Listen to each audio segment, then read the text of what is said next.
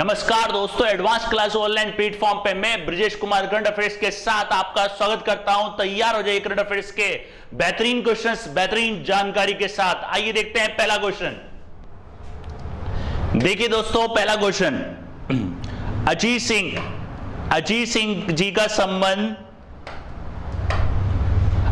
सिंह का संबंध किस क्षेत्र से था? वैज्ञानिक, चिकित्सा, खेल, राजनीति। अजीत सिंह जी का संबंध था राजनीति से और हाल ही में इनका निधन हो चुका है। ये एक पार्टी के संस्थापक भी थे जिनका नाम था आरएलडी, राष्ट्रीय लोक दल के ये संस्थापक भी थे। याद रखिएगा, ये थे एक राजनीतिज्ञ जिनका हाल ही में निधन हो गया है।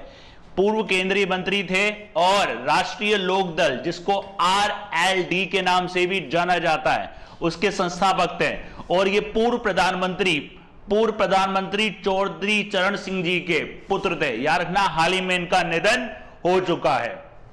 राइट, नेक्स्ट क्वेश्चन देखते हैं। नेक्स्ट क्वेश्चन देखिए, किन देशों ने पहली बार त्रिपक्षीय वार्ता का आयोजन किया है? अगर दोस्तों अगर आपने लास्ट लेक्चर देखा हो तो पहले मैंने इसके लास्ट लेक्चर में बताया था द्विपक्षीय किसके साथ स्थापित करेगा भारत? रशिया के साथ, रूस के साथ। अब है त्रिपक्षीय मतलब इसमें तीन देश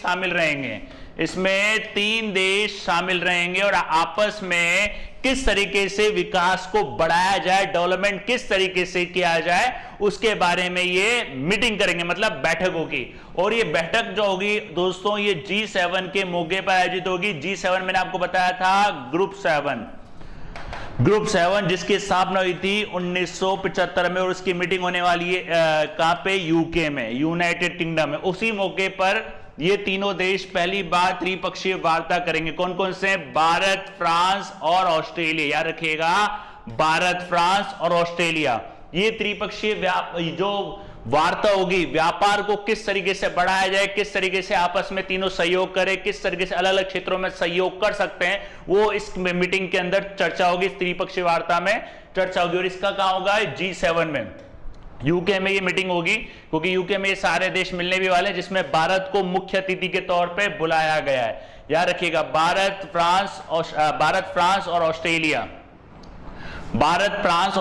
त्रिपक्षीय विदेश मंत्री स्तरीय वार्ता यूके में पहली बार होने वाली है। यूके में G7 समिट भी हो रहा है दोस्तों, याद रखना। और ये वहां पे बोल रहे हो G7 समिट का हिस्सा भारत नहीं है, भारत को केवल मुख्य अतिथि के तौर पे बुलाया गया है G7 की बैठक के मौके पर। याद रखिएगा, तीनों देशों की पहली त्रिपक्षीय वार्ता और द्विपक्षीय वार्ता 2+2 किसके साथ स्थापित करेगा? रशिया के साथ। ये भी याद रखिएगा। देखो दोस्तों, अगर आप कंटिन्यू लेक्चर के साथ बने रहते हैं, इसका फायदा आपको ही होगा।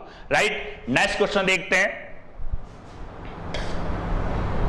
नेक्स्ट क्वेश्चन देखिए, अभिलाषा पाटिल का संबंध किस क्षेत्र से था? अभिलाषा पाटिल का संबंध, हाल ही में इनका निधन हो चुका है। ये एक अभिनेत्री थी। याद रखना, ये एक अभिनेत्री थी, कवि, अभिनेत्री, गायक, शिक्षक। ये थी आपकी एक अभिनेत्री जिनका हाल ही में निधन हो चुका है। और काफी सारी मूवीज में इन्होंने काम भी करा है, जैसे कि गुड न्यूज, बद्रीनाथ की दुल्हनिया, और भी काफी मूवी हैं। और ये 47 वर्ष की थी। याद रखना, ये थी आपके 47 वर्ष की और हाल ही में इनका निधन हो चुका है। नेक्स्ट देखते हैं।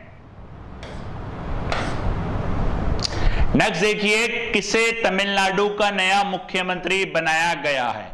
तमिलनाडु का नया मुख्यमंत्री, अब दोस्तों ध्यान रखना, तमिलनाडु में कौन सी पार्टी है? डीएमके। इसका है द्रविड़ मुनेंद्र कड़गम। याद रखना, ये पार्टी का दबदबा है यहाँ पे, द्रविड़ मुनेंद्र कड़गम, डीएमके चलती है तमिलनाडु में। अभी हाल ही में चुनाव भी हुए थे तमिलनाडु में, पश्चिम बंगाल में। और यहाँ पे किसे तमिलनाडु का नया मुख्यमंत्री इनका है? एम.के. स्टालिन। याद रखिएगा, एम.के. स्टालिन जो पार्टी प्रमुख भी हैं, इनको नया मुख्यमंत्री बनाया गया है तमिलनाडु का। इनको बनाया गया नया मुख्यमंत्री तमिलनाडु का, एम.के. स्टालिन। ये एम करुणानिधि के पुत्र हैं। याद रखिएगा, ये एम निधि के पुत्र हैं और इनको राज्यपाल बनवारी लाल पुरोहित जी ने मुख्यमंत्री नियुक्त किया है। राइट, ध्यान रखना, इनको मुख्यमंत्री नियुक्त किया है बनवारी लाल जी पुरोहित, राज्यपाल तमिलनाडु के। राइट, नेक्स्ट क्वेश्चन देखते हैं दोस्तों। नेक्स्ट क्वेश्चन देखिए, अलाइन पेज ग्लोबल विजन पुरस्कार, अलाइन पेज ग्लोबल विजन पुरस्कार से किसे सम्मानित किया गया है?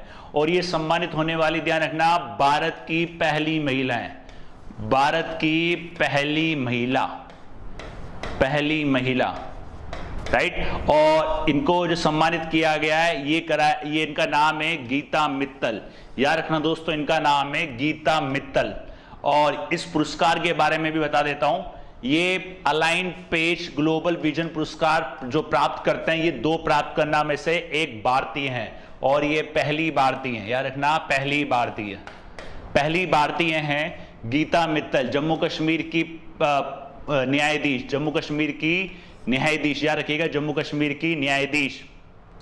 और दूसरी हैं मार्गरीटा लूना, दूसरी हैं आपकी दोस्तों मार्गरीटा लूना, जम्मू कश्मीर की पूर्व न्यायाधीश हैं, सॉरी, जम्मू कश्मीर की पूर्व न्यायाधीश, जम्मू कश्मीर की। और दूसरी हैं आपकी मार्गरीटा लूना मैक्सिको। ये पुरस्कार जो होता है दोस्तों, ये पुरस्कार देती है इंटरनेशनल एसोसिएशन ऑफ वुमेन जज। ये पूर्व न्यायाधीशों को दिया जाता है, मतलब सॉरी, ये रिटायर न्यायाधीशों को ये पुरस्कार दिया जाता है, न्यायाधीशों को ये पुरस्कार दिया जाता है, याद रखिएगा। और ये दिया गया है गीता मित्तल को, पहली महिला है, और ये अवार्ड देती है इंटरनेशनल एसोसिएशन ऑफ वुमेन जज। इनका वुमेन जज में योगदान के लिए इनको पुरस्कार दिया गया। इसकी स्थापना 1991 में, इसका मुख्यालय रखिएगा वॉशिंगटन डीसी में, इसका मुख्यालय रखिएगा वॉशिंगटन डीसी यूएसए में। और मेन बात है, भारत की पहली महिला न्यायाधीश है इस पुरस्कार को प्राप्त करने वाली, भारत की पहली महिला न्यायाधीश, नाम है इनका गीता मित्तल। राइट, नेक्स्ट देखते हैं। नेक्स्ट क्वेश्चन देखिए, HAL के द्वारा किस कंपनी के साथ MT-30 मरीन इंजन के लिए समझौता किया गया है? HAL के बारे में लास्ट लेक्चर्स में आपको काफी बार बताया गया है दोस्तों, Hindustan aeronautics limited, Hindustan aeronautics limited जो हेलीकॉप्टर्स वगैरह बनाती है, यार ना, हिंदुस्तान एरोनॉटिक्स लिमिटेड, इसके बारे में काफी बताया गया। इसका मुख्यालय बेंगलुरु के अंदर M30 मरीन इंजन के लिए समझौता किया है। ये करा इसने रॉयल्स रॉयस के साथ, रॉयल्स रॉयस के साथ इसने समझौता किया है। रॉयल्स रॉयस जो कंपनी है दोस्तों, याद रखना इस कंपनी के बारे में, रॉयल्स रॉयस कंपनी आपकी यूके की कंपनी है, यूनाइटेड किंगडम यूके की कंपनी है, याद रखना। और ये जो इंजन है, ये MT-30 समुद्री इंजन पैकेजिंग है एक प्रकार का, और MT दुनिया की सबसे अधिक बिजली संघन एंड बेस्ट इन क्लास नौसैनिक गैस टरबाइन है, best in class gas turbine. और सबसे बड़ी खास बात इसकी ये है, ये जो इंजन है ये लाइफ टाइम के लिए 38 डिग्री सेल्सियस के तापमान में काम करेगा और 40 मेगावाट की पूरी शक्ति प्रदान कर सकता है, 40 मेगावाट तक की पूरी शक्ति ये प्रदान कर सकता है। नौसैनिक इंजन, याद रखना, समुद्री इंजन पैकेजिंग के लिए, समुद्री इंजन पैकेजिंग के लिए। अब दोस्तों देखो इसमें कौन सा है आपका नौसैनिक, नौसैनिक से लास्ट टाइम पे क्वेश्चंस पढ़ा था अपने, ऑपरेशन समुद्र सेतु। याद हो दोस्तों, ध्यान रखना, करंट अफेयर्स का मेन मकसद होता है कड़ी से कड़ी जोड़ के चलोगे तो लाइफ में कभी करंट अफेयर नहीं भूलोगे।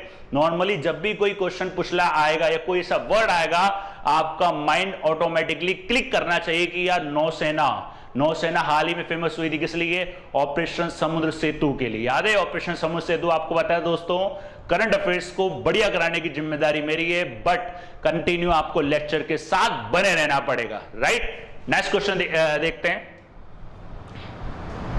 इसमें ये भी देख लीजिए दोस्तों, मर्सिडीज जर्मनी की है, BMW जर्मनी की और मित्सुबिशी जापान की। राइट, नेक्स्ट क्वेश्चन देखते हैं। नेक्स्ट क्वेश्चन देखिए, किस कंपनी द्वारा यूके में अपने कारोबार के विस्तार की बात की गई है? अभी आपको याद हो, अपने अभी हाल ही में आपको तो कोविशील्ड के जो हैं एमडी पूनावाला जी यूके में चले गए। कुछ ऐसा बताया उन्होंने, कुछ हो रहा है उनके साथ, तो गवर्नमेंट ने उनको सिक्योरिटी भी दे रखी है, तो वो यूके में चले गए हैं। तो आपको ये कंपनी का नाम है serum institute, SII, serum institute of India. और क्या बना रही है? कोविशील्ड। याद रखना, कोविशील्ड जो वैक्सीन है सीरम इंस्टीट्यूट बना रहा है ये, और इसने भी यूके में अपना कारोबार के विस्तार की बात कही है। आधार पूनावाला आप जानते हो, याद रखना, आधार पूनावाला। और यूके में वैक्सीन कारोबार विस्तार करेगा ये यूके के अंदर, और उसके अंदर जो इन्वेस्टमेंट करेगा वो 240 मिलियन पाउंड का निवेश करेगा। और कोडाजिनिक्स के साथ इसने करार किया है। याद रखना दोस्तों, कोडाजिनिक्स के साथ इसने करार किया है। कोडाजिनिक्स यूके कंपनी है, और कौन सी है? Serum institute of India, SII, स्थापना 1966, मुख्यालय पुणे। और इसमें भारतीय बायोटेक का ध्यान रखना, मुख्यालय हैदराबाद में, डॉक्टर रेड्डी का हैदराबाद में। अब आपको याद हो, लास्ट लेक्चर आपने देखा हो, इमरजेंसी के लिए, आपातकाल के लिए कौन सी वैक्सीन को मंजूरी दी गई है? स्पुतनिक। याद रखिएगा, स्पुतनिक। और इसमें किसके साथ समझौता? Doctor Reddy, Sputnik. तो स्पुतनिक कौन किसके पास है? डॉक्टर रेड्डी के पास।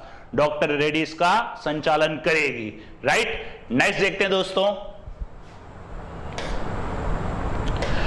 विश्व एथलेटिक्स दिवस कब मनाया जाता है? विश्व एथलेटिक्स दिवस कब मनाया जाता है? यह मनाया जाता है दोस्तों 5 मई को। लेकिन क्या होता है, इसकी जो डेट होती है दोस्तों, ये डेट फिक्स नहीं होती है। ये डेट क्या होती है? हर बार बदलती है, और इसकी डेट डिसाइड करता है IAF, international association of athletics federation के द्वारा इसकी डेट निश्चित की जाती है। हर बार इसकी डेट अलग अलग होती है। लिखा हुआ है समायोजन के अधीन IAF द्वारा तय की जाती है, तय करता है IAF, इसकी डेट तय करता है। IAF का मुख्यालय याद रखिएगा दोस्तों, इसकी स्थापना 1912 में, मुख्यालय इसका है मोनाको में। मोनाको की राजधानी मोंटे कार्लो, याद रखिएगा। मुद्रा है इसकी यूरो, राइट, याद रखिएगा, मुख्यालय मोनाको। और ये कब मनाया है? इस बार 5 मई को। अगली बार की डेट फिक्स नहीं है, इसकी डेट तय करेगा IAAF, याद रखना, international association of athletics federation. तो world athletic day, right, world athletic day 5 मई, 5th में, याद रखिएगा, 5th में, राइट। पिछली बार 7 मई, फिर 8 मई, इस तरीके से हर बार इसकी डेट चेंज होती है। नेक्स्ट देखते हैं, नेक्स्ट देखिए, किसे भारतीय चावल अनुसंधान का निदेशक बनाया गया है? भारतीय चावल अनुसंधान, इनका नाम है RM सुंदरम। RM सुंदरम को निदेशक बनाया गया है। और ये जो RM सुंदरम है, इनको कहा जाता है रमण मीनाक्षी सुंदरम। IRR का मुख्यालय है आपका हैदराबाद में, Indian institute of rice research, चावल अनुसंधान केंद्र,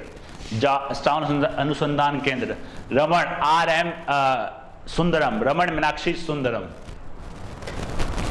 नेक्स्ट देखते हैं, नेक्स्ट देखिए, हाल ही में किस संगठन ने अपना 61वां स्थापना दिवस मनाया,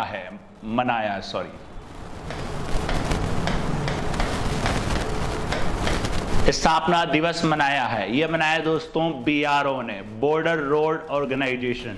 याद रखिएगा, यह मनाया दोस्तों BRO ने, बॉर्डर रोड ऑर्गेनाइजेशन।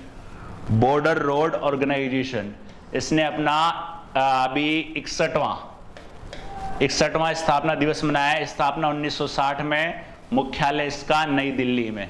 और 61वां स्थापना दिवस। और बीआरओ से आपको याद हो दोस्तों, लास्ट लेक्चर में मैंने बताया था बीआरओ की पहली महिला कमांडिंग ऑफिसर बनी है जिनका नाम है वैशाली एस हवासे।